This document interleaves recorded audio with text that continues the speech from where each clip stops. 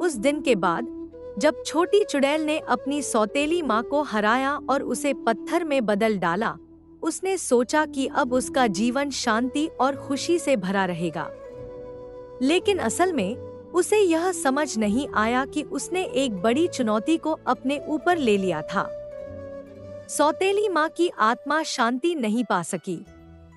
उसकी आत्मा ने दूसरी दुनिया में जाकर वहां की शक्तिशाली काली चुड़ैल से मदद मांगी। उस काली चुड़ैल ने सौतेली माँ की आत्मा को और भी ज्यादा शक्तिशाली बना दिया और उसे एक शाप देकर वापस भेज दिया। वह शाप था, जो तुम्हें मारेगा, उसके जीवन में हमेशा अंधेरा छा जाएगा। अब सौतेली माँ की आत्मा चुड़ैल के पिता के पास वापस आ गई और उसकी आत्मा में प्रवेश कर गई। पिता अब धीरे धीरे बदलने लगे। उनका स्वभाव कठोर हो गया और उन्होंने छोटी चुड़ैल को परेशान करना शुरू कर दिया। छोटी चुड़ैल को यह बात समझ में नहीं आ रही थी कि उसके पिता के साथ क्या हो रहा है। फिर एक रात जब छोटी चुड़ैल सो रही थी, उसे अपनी मारी हुई माँ का सपना आया।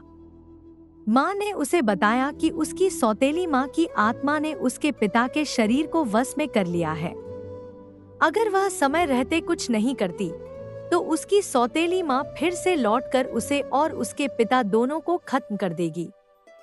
डरी हुई चुड़ैल ने उस बूढ़ी औरत से फिर से मदद मांगी, जिसने उसे पहले भी जादू सिखाया था। बूढ़ी औरत ने उसे बताया कि उसे अपनी माँ की आत्मा को बुलाकर पिता को बचाना होगा, लेकिन इसके लिए उसे एक बहुत ही कठिन जादू का इस्तेमाल करना पड़ेगा, जो उसने पहले कभी नहीं किया था। छोटी चुड़ैल ने हिम्मत जुटाई और जादू करने की तैयारी की। उसने जंगल के जानवरों से मदद मांगी और सभी जानवरों ने उसे मदद किया।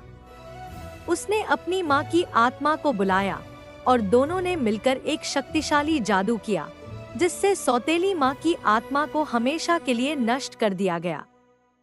पिता को फिर से होश आ गया और वह अपनी बेटी के प्रति पहले जैसा प्रेम और स्नेह महसूस करने लगे। इस घटना ने छोटी चुड़ैल को और भी मजबूत बना दिया। अब वह न केवल अपनी बल्कि अपने पिता और जंगल की भी रक्षा कर सकती थी।